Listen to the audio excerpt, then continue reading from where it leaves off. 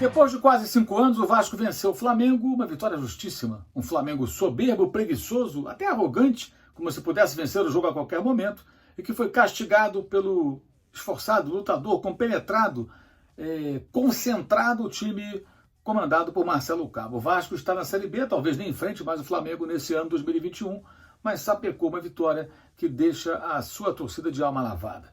Antes de detalharmos consequências desse jogo, eu quero dizer para você, claro, que esse vídeo tem um patrocínio de OneFootball, aplicativo que você pode baixar acessando o link que está aqui embaixo na descrição do vídeo.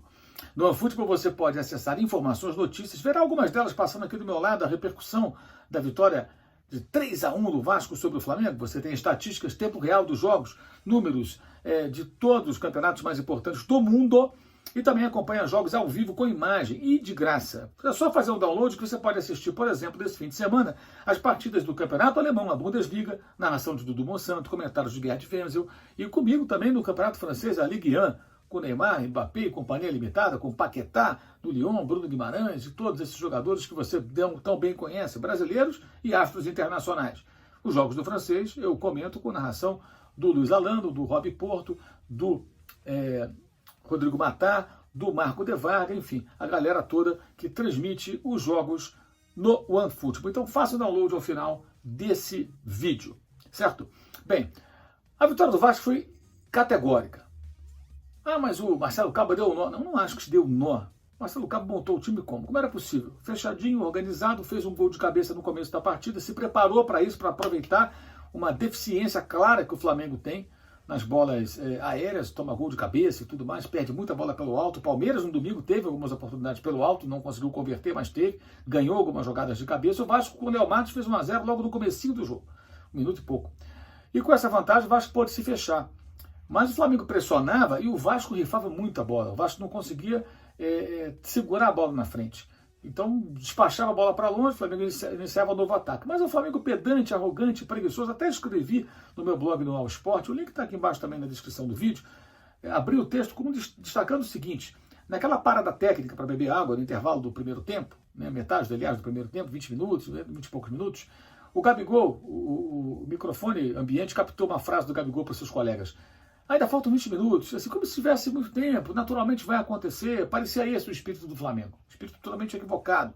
O resultado foi que faltavam 20 minutos, mas todo o segundo tempo o Flamengo não foi capaz de empatar o jogo, pelo contrário, tomou um segundo gol e no segundo tempo um terceiro, o Vitinho descontou no final, o Vasco marcou com o Léo Matos, depois com o Germancano, o primeiro gol do goleador vascaíno em cima do Flamengo, e o terceiro gol foi marcado pelo Morato, que fez uma bela partida, o jogador emprestado pelo Red Bull Bragantino ao Vasco.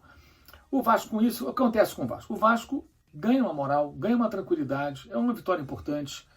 Ainda está difícil que o Vasco conseguir, depende de outros resultados além dos dele, conseguir uma vaga na próxima fase do Campeonato Carioca, a fase de mata-mata decisiva, né? Ele tem que alcançar um 4º lugar, tem que torcer contra a Portuguesa, tem que torcer para o Flamengo sábado, no jogo do Flamengo contra a Portuguesa, por exemplo. O Flamengo deve ir com time reserva, inclusive, pensando no jogo de terça-feira contra o Vélez Sarsfield, na Argentina. Agora, detalhe, para o Vasco, essa vitória pode dar um ânimo para o time, mesmo não se classificando para a final. Pô, ganhamos bem do Flamengo e vamos pensar na Série B, na Copa do Brasil, especialmente a Série B, para voltar à primeira divisão em 2022. Mas o Flamengo? Bem, a atuação do Flamengo, lógico, muitos torcedores na live depois do jogo, né? Você pode também acessar a live clicando no link aqui embaixo na descrição do vídeo. Alguns torcedores, alguns não, muitos, botando toda a culpa no técnico, né? Claro que o Ceni teve a sua responsabilidade. O início do time, o time estava muito confuso, mas enfim, logo depois, o Everton Ribeiro, que estava na esquerda, já foi para a direita, o Gerson veio para a esquerda. A mudança que ele fez foi sugerida no domingo, depois do jogo contra o Palmeiras, pela má atuação do Everton Ribeiro, mais uma, por muitos torcedores, com a saída do Ribeiro, o avanço do Diego e a entrada de um dos garotos como volante, já que o Thiago Maia ainda não está à disposição. O Rodrigo Caio não pode jogar contra o Vélez, então o Arão segue na zaga, para que ele prepare o time para o jogo contra o Vélez. Então isso aí foi mais ou menos normal. Poderia entrar com o Vitinho direto, mas ele adiantou um pouco o Diego. Na verdade, adiantou o Gerson, o Diego ficou na dele, melhor dizendo. E o João Gomes entrou ali na função no meio-campo com a ausência do Arrascaeta. O Gerson foi ocupar o espaço mais à frente, depois pelo lado esquerdo. Durou 10, 15 minutos essa formação. Não foi por isso que o Flamengo tomou gol de cabeça do Léo Matos, não foi por isso que o Flamengo errou ali, o Bruno Viana errou nos 2 gols Não marcou o Leomar, perdeu na disputa aérea e depois ele deixou o Cano entrar pelas costas e não acompanhou. O Cano finalizou totalmente à vontade, uma bela finalização e fez o segundo gol do Vasco. Então não foram pelas opções do Rogério que o Flamengo tomou esses gols, não. A postura do time também era muito indolente, preguiçosa. O time não jogou o clássico. O Flamengo não respeitou o clássico, como eu escrevi lá no meu blog. E foi duramente castigado. O Rogério tem culpa? Claro que ele também tem culpa. Evidente, é o técnico, ele tem responsabilidade. Mas os jogadores não tiveram um comportamento compatível com o jogo, com o adversário e até com a própria torcida do Flamengo, né? Eu acho que essa responsabilidade é dividida. E aí teve um momento muito curioso na live. E você pode clicar também aqui embaixo, que eu coloquei exatamente o momento em que, na participação, para quem não sabe, no clube de membros aqui do canal, nós temos a live Mesa Redonda com o Mauro César, que eu divido a tela com os membros, né? E durante as lives normais, sempre que possível, tem a participação surpresa. E como funciona a participação surpresa? Do nada, no meio da live, eu falo, galera, agora os membros do canal vão colocar os seus e-mails aqui no chat, eu vou selecionar os primeiros e vou enviar por e-mail, né, o link para vocês participarem. Aí eu mando o link para aqueles primeiros que são membros, tem que ser membro do canal, tá? Que colocam ali os seus e-mails, envio, e o cara recebe no e-mail, clica lá no link e ele acessa a página para entrar e dividir tela comigo e trocar ideia. Foram 3 que participaram, 4 na verdade que participaram, e o terceiro deles, o Santana, ele começou assim, não, o Flamengo não pode ter um técnico como o Rogério Ceni, tem que ter um técnico mais experiente, mais cascudo, que tem... Tá bom, eu falei, quem? Nomes. Aí, o Juan Ramírez, que agora está lá no Internacional, podia ter sido ele. Eu falei, cara, mas ele é mais jovem que o Rogério, tem menos títulos que o Rogério, treinou só um time na vida, que foi o Del Valle, que é um time pequeno. Ele não tem esse perfil, essa casca. Ah, mas o time joga bem. Mas quanto tempo ele ficou lá jogando bem? Quantas derrotas o Del Valle sofreu, como essa que o Flamengo sofreu para o Vasco, por exemplo, e que não teve repercussão porque o Del Valle não tem torcida, não tem ninguém? É totalmente diferente. Falei, nomes. Ninguém conseguiu sugerir um nome acessível. Nomes europeus, esquece. O euro a 6,5, 6,6, esquece, não tem condição. Então a realidade é o seguinte, você não encontra essas opções no mercado, não. Podem achar que o Rogério errou, podem achar isso, aquilo, outro. Eu continuo achando que o Rogério tem erros e acertos, mas o comportamento do time acho que foi a coisa mais grave nesse jogo. Agora, toda vez que o Flamengo perder pela implicância de parte da imprensa, de parte da torcida com o técnico, ele vai ser apontado como o único responsável, né? Quando, na verdade, o comportamento do time foi muito indolente nesse jogo. O time não participou do jogo como se participa. Não respeitou o clássico, repito, não respeitou o Vasco.